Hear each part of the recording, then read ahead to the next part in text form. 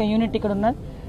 యూనిట్లోని దురదృష్టకర సంఘటన అరౌండ్ 12:30కి ఇక్కడ క్రాకర్స్ అనేవి పేలి సుమారుగా 6 మృత్యువాత పడడం అనేది నిజంగా చాలా బాధాకరమైన సిచ్యువేషన్.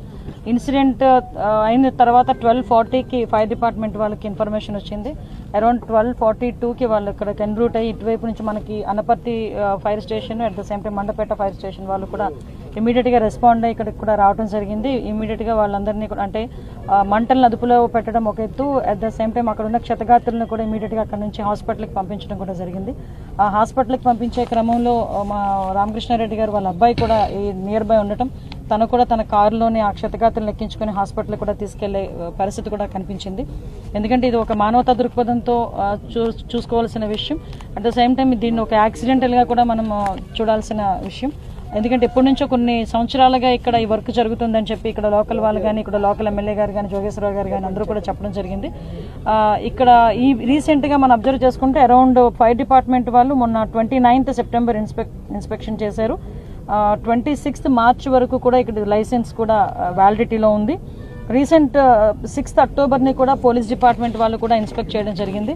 ఏదైతే దీపావళి పండుగ సందర్భంగా ఈ క్రాకర్స్ యూనిట్ వాళ్ళు ఎక్కువగా మ్యానుఫ్యాక్చరింగ్ చేస్తారన్న ఉద్దేశంతోనే అరౌండ్ 3 months బ్యాక్ నుంచి కూడా ప్రతి జిల్లాలో ఉన్న కలెక్టర్ గారు అదేవిధంగా మన revenue department, fire department and police డిపార్ట్మెంట్తో కలిపి ఒక కోఆర్డినేషన్ మీటింగ్ ఏర్పాటు చేసుకుని ఎక్కడా కూడా ఇటువంటి సంఘటనలు జరగకుండా చూసుకునే బాధ్యత కూడా తీసుకోవడం జరిగింది. కలెక్టర్ గారు అదేవిధంగా మా డిఐజీ గారు అదేవిధంగా ఎస్పీ గారు అందరూ కూడా.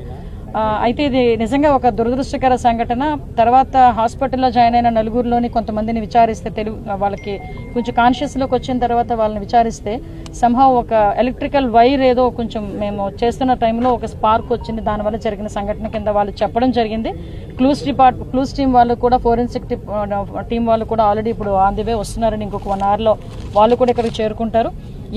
ఇన్సిడెంట్కి గల కారణాలని నిశ్చితంగా పరిశీలించడమే కాదు, ఎంక్వైరీ చేసి ఒక రిపోర్ట్ని కూడా ఇమ్మని చెప్పి గౌరవ ముఖ్యమంత్రి గారు కూడా ఆదేశాలు ఇవ్వడం జరిగింది. సంఘటన జరిగిన వెంటనే ఇమీడియట్గా మాకందరికీ కూడా ఇన్ఫర్మేషన్ రావడం, అదేవిధంగా లోకల్ ఎమ్మెల్యే మన రామకృష్ణారెడ్డి గారు కానీ జోగేశ్వరరావు గారు కానీ అప్పటి నుంచి ఇప్పటి వరకు క్షతగాత్రులను హాస్పిటల్కి పంపించి తిరిగి కాకినాడ పంపించేటంత వరకు కూడా వాళ్ళు కూడా ఇనిషియేషన్ తీసుకోవటం, department, fire department, police department, revenue department అంతా కూడా ఇక్కడే ఉండి ఆ క్షతగాత్రులను పంపించే ఏర్పాట్లు కూడా చేస్తున్నారు. నిజంగా వాళ్ళందరినీ కూడా ఒక అభినందించే పరిస్థితి. At the same time MP గారు పురంధరేశ్వరి గారు కూడా లోకల్లో లేకపోయారు, దూరంగా ఉండటం వల్ల వాళ్ళ కండోలెన్స్ కూడా నా ద్వారా చెప్పమని చెప్పారు. మేడం తరపున కూడా వాళ్ళందరికీ కూడా ఎవరైతే మృతుల కుటుంబాలందరికీ కూడా ప్రగాఢమైన సానుభూతిని, సంతాపాన్ని తెలియజేసుకుంటున్నామండి. ఆ మృతుల కుటుంబాలు కూడా ఓవరాల్గా ఇందులో 6గురిలోని 4 మహిళలు ఉన్నారు, అదేవిధంగా 2 పురుషులు ఉన్నారు. వీళ్ళందరూ కూడా బీసీ ఎస్సీ వర్గానికి చెందిన వాళ్ళు. వీళ్ళందరూ కూడా ప్రతిరోజు ఆ కూలి పని చేసుకుంటేనే కానీ వాళ్ళ జీవనం ముందుకు సాగే పరిస్థితి లేదు. కంపల్సరీగా ప్రభుత్వం తరపున మేము అన్ని రకాలుగాను సహాయ సహకారాలు అందిస్తాం. వాళ్ళందరికీ కూడా ఎవరైతే క్షతగాత్రులు ఉన్నారో వాళ్ళందరికీ కూడా మెరుగైన వైద్యం అందించే వరకు కూడా మేమందరం కూడా ఎక్స్గ్రేషియా విషయం కొంచెం డిస్కస్ చేసి మాక్సిమం వాళ్ళందరికీ కూడా ఎటువంటి ఇబ్బంది లేకుండా చూసుకునే బాధ్యత తీసుకుంటాం. ఎక్స్గ్రేషియా కంపల్సరీ ఇస్తాము. ఎంత ఇస్తామన్నది ఒక కొంచెం డిస్కస్ చేసి సీఎంఓలో కూడా మేము అందరం కూడా డిస్కస్ చేసుకుని తెలియజేస్తాం. దీపావళి సందర్భంగా ఇలాంటి కేంద్రాలు అనుమతితో ఎన్ని వస్తున్నాయి, భద్రత ఎలా ఉంది, ఇప్పుడు ఈ ఘటనని ఒక ఉదాహరణగా తీసుకోవచ్చు కంపల్సరీగానండి. ఎందుకంటే మేము పర్టికులర్గా డే ఫస్ట్ నుంచి కూడా దీని మీద ప్రత్యేకమైన దృష్టి పెడుతున్నామండి. ఫైర్ ఎన్ఓసీస్ అరౌండ్ మనం ఈస్ట్ గోదావరి, వెస్ట్ గోదావరి ఇవన్నీ కూడా మనం చూసుకున్న దగ్గర పర్మనెంట్ ఫైర్ క్రాకర్స్ షాప్స్ ఇవన్నీ కూడా మనకి అరౌండ్ మన దగ్గర ఉన్నవి ఒక 70 వరకు ఉంటాయి. 69 out of 69 వాళ్ళందరికీ కూడా లైసెన్స్ ఉంది. అట్ ద సేమ్ టైం మాకున్న పెద్ద ఇది కూడా ఏంటంటే టాస్క్ ఏంటంటే కొంతమంది అన్లైసెన్స్డ్తో చాలామంది తయారు చేస్తూ ఉంటారు, అందులో అన్స్కిల్డ్తో చాలామంది చేస్తూ ఉంటారు. సో అక్కడ మనకి చాలా ఇబ్బందులు ఎదుర్కొంటున్నాం. దాని మీద కూడా స్పెషల్ డ్రైవ్ పెట్టాం. లాస్ట్ 2 months నుంచి స్పెషల్ డ్రైవ్ పెట్టాం.